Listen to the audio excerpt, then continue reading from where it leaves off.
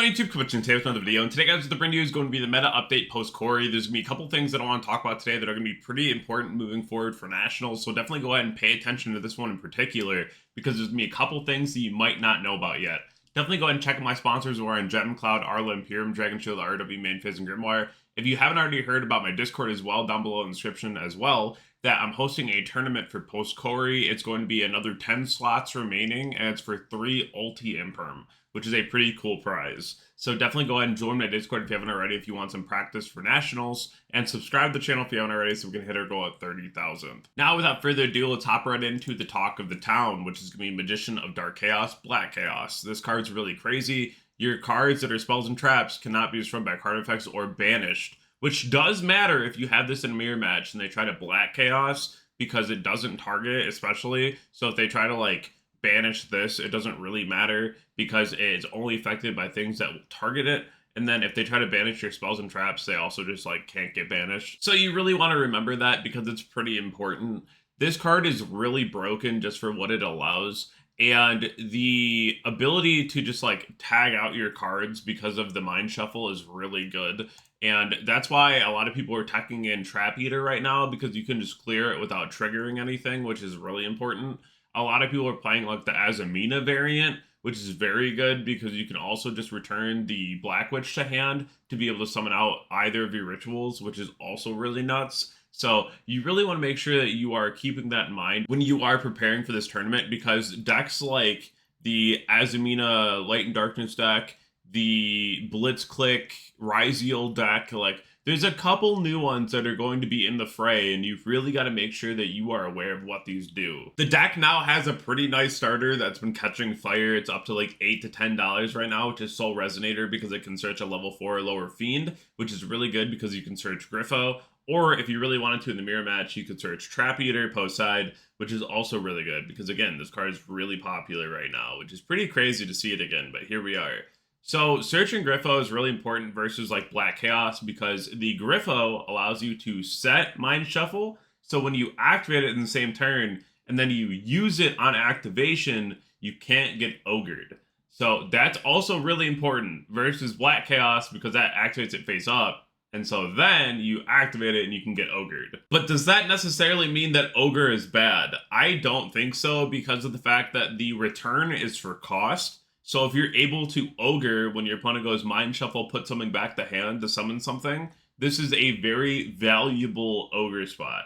Now, of course, if they already have the Magician of Dark Chaos on the board, then this is going to be a bit more unfortunate. But if they're like returning that one or the other ritual, ogre is pretty crazy, because now they have to get back to Mind Shuffle to be able to keep looping their cards. Now, there's a pretty degenerate combo with the new Link 5 that allows you to use the monster from hand to summon it, but this combo has so many ways to out it that you really shouldn't be all too worried about it. You can stop it in multiple ways. It's probably better to just like banish Protect Code, but effectively, your opponent needs to get a Link 1 engrave and a Link 2, and then they will summon Protect Code, link it off for Firewall, and then use Protect Code to summon itself back, which you could just DD Crow or Bestial or Bell, right, just to be able to clear this. But if you really wanted to, you could just like banish the Link 1 from grave, because it needs exact Link rating up to 3.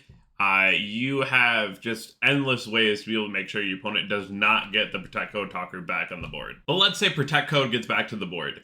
Then your opponent is going to use Firewall to add back a monster from the graveyard, and then use Firewall plus that monster to go into Zena, and then dump Spell Canceller or whatever floodgate they want. Then they'll use the Zena and the Protect Code to go into the Charmer link, and then bring back 2, right? So you could also just like wait for the Charmer, and then just like preemptively banish the Canceller from grave and not care about like what they're going to summon else. But at that point, I'm probably just hitting the Protect Code out of grave, because I don't even want to be able to give them an easy Charmer for easy bodies back on the board, right?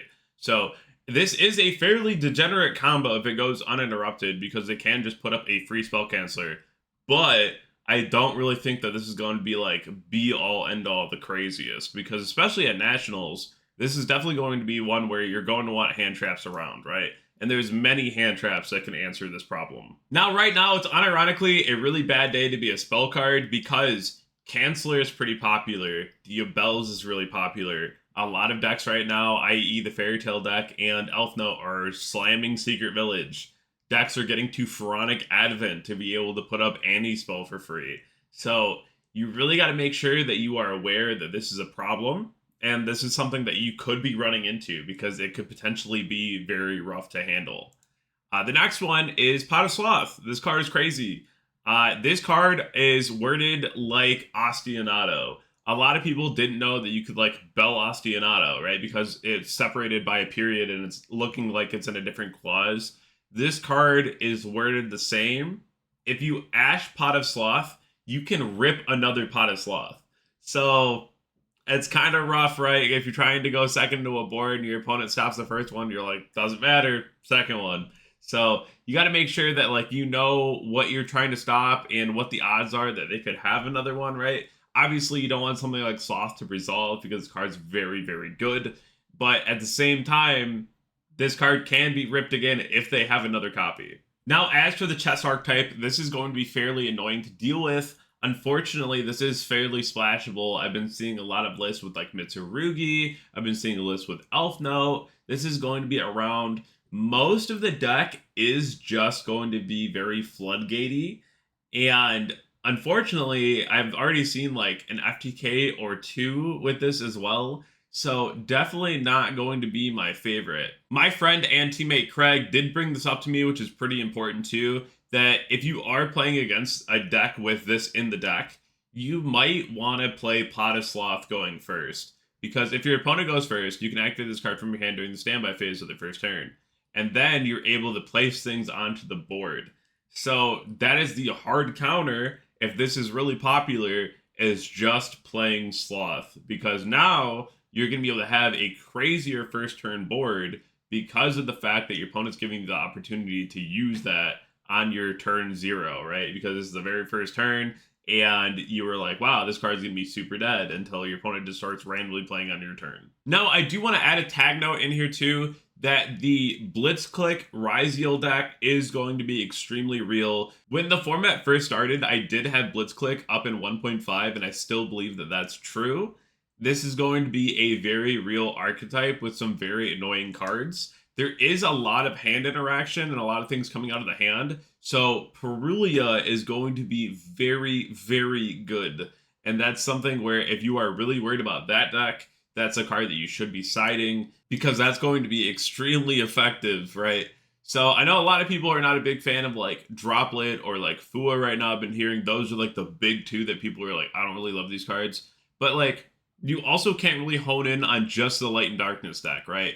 Because of the fact that like, yeah, that is going to be really popular and it's going to be really good, but Branded's going to be really popular and really good. You're going to see KT still. It's going to be really popular, really good. Elf Note, Doom Z, right? Like, there's going to be other decks in the room. So I implore you to make sure that you are not on a one-tracked mind when it comes to this event. Because if you're solely focused on just one thing, and that's usually right now what I'm hearing is Light and Darkness, you might just lose to the other just standard meta in the room. Make sure that you have a game plan for it, but that your side can help you out more. And you can cater a card or two in your main deck, but just don't put tunnel vision on when it comes to this format, because that is going to be the last thing that you want to do for success. I hope that you enjoyed today's video, and if you did, definitely let me know down below in the comment section. I will catch you all in the next video. I appreciate you.